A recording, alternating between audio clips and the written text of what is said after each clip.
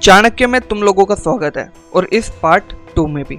अगर तुम लोगों ने पहला पार्ट नहीं देखा और ये भी नहीं जानते कि पेरियार कौन है और इन्हें मैं क्यों पढ़ रहा हूँ, तो जाकर पहला पार्ट देखो, लिंक डिस्क्रिप्शन में। And welcome to the second part of expose the Periyar Sachchi Ramayan. तो चलो शुरू करते हैं क्योंकि वीडियो ज्यादा लंबी नहीं होनी चाहिए।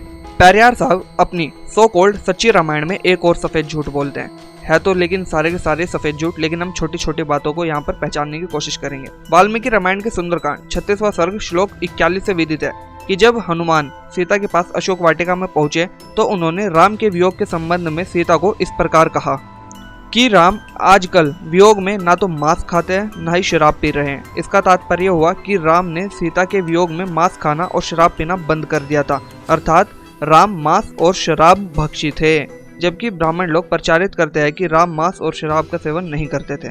पेरियार चचा ने यहाँ पर वाल्मीकि रामायण के सुंदरकांड का 36वां सर्ग और श्लोक नंबर 41 में ऐसा बताया कि हनुमान जी ने माता सीता से ऐसा ऐसा कहा है। तो चलो वाल्मीकि रामायण के सुंदरकांड के 36वें सर्ग और 41वें श्लोक में चलते हैं और देखते हैं क्या सच में हनुमान जी ने माता सीता से ऐसा कहा है या पिछली बार की तरह पेरियार चाचा ने फिर से एक नया झूठ लिख दिया।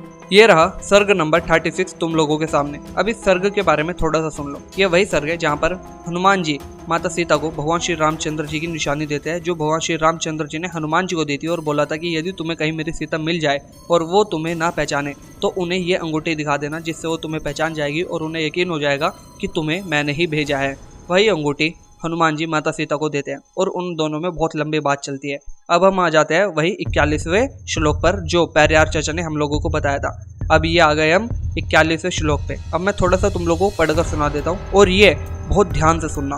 हनुमान जी माता सीता से बोलते हैं कि उस समय श्री राम के मार्ग में यदि मृत्यु, देवता अथवा बड़े बड़े असुर भी विघ्न बनकर खड़े होंगे तो वे उन सब का भी संहार कर डालेंगे। आर्य, आपको ना देखने के कारण उत्पन्न हुए शोक से उनका हृदय भरा रहता है, अतः श्री राम सिंह से पीड़ित हुए हाथी की भांति क्षण भर भी चैन नहीं पाते। देवी, मंदिर आदि पर्वत हमारे वास स्थान हैं और फल मूल भोजन, अतः मैं मंदराचल, मल्य, विंध्य, मेरु तथा दरदुरु पर्वत की और जीविका के साधन फल मूल की सौगंध खाकर कहता हूँ कि आप शीघ्र ही श्री राम का नवोदित पूर्ण चंद्रमा के समान वह मनोहर सुख देखेगी जो सुंदर नेत्र विफम्बलम के समान लाल लाल ओट और सुंदर कुंडलों से अलंकृत एवं चिंताकर्षक रहते हैं। विधे नंदिनी ऐरावत की पीठ पर बैठे हुए देवराज इंद्र के समान प्रसवर्ण गिरी के शिखर पर विराजमान श्री राम आप शीघ्र ही दर्शन करेगी। श्री राम का आप शीघ्र ही दर्शन करेंगे। कोई भी रघुवंशी ना तो मांस खाता है, ध्यान से सुनना ये वाली लाइन, कोई भी रघुवंशी ना तो मांस खाता है और ना मधु का ही सेवन करता है। यानी कि कोई भी रघुवंशी ना तो मांस खाता है और ना ही मधु यानी कि शहद का ही सेवन करता है। फिर भगवान श्री राम इन वस्तुओं का सेवन क्यों करेंगे? वे सदा 4 समय उपवास करके 5वें समय शास्त्र विहित जंगली फल मूल और निवार आदि भोजन करते हैं। देख रहे हो, भगवान श्री राम हमारे इतने मर्यादा में थे कि वो जंगल में भी 4 टाइम का उपवास करते थे और 5वें समय शास्त्र विधि से जंगली फल मूल और निवार आदि का भोजन करते थे। और पेरियार जैसे चचा हमारे श्री राम जी का चरित्र बिगाड़ रहे हैं। अब ये चीज तो तुम लोगों को समझ में आ गई होगी कि पेरियार चाचा ने एक और सफेद झूठ बोला है श्री रामचंद्र जी का चरित्र बिगाड़ने के लिए। आगे पढ़ते हैं।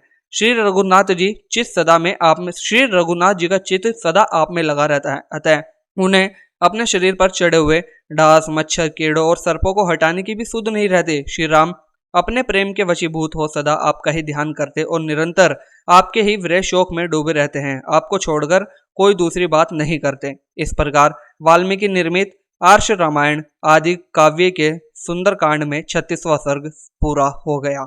अब यहाँ पर 36वां सर्ग खत्म हो जाता है।